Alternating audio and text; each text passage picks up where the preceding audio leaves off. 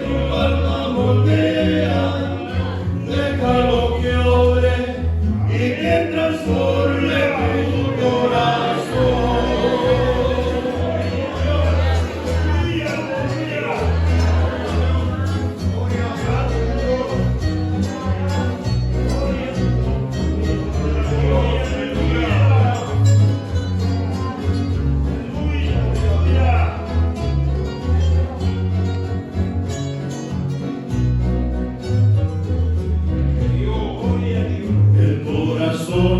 El hombre es malo y su intento desde la juventud es inclinarse hacia todo lo vano, es engañoso y no le gusta la luz.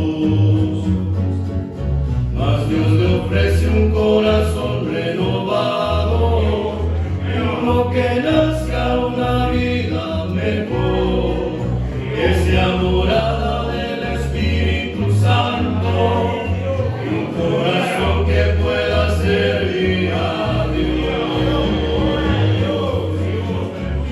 No conviene un corazón de diamante, uno de carne y sensible es mejor, uno que tiemble al oír su palabra, un corazón humilde agrada a Dios, pues su palabra es como fuego que quema, es cual martillo que quema.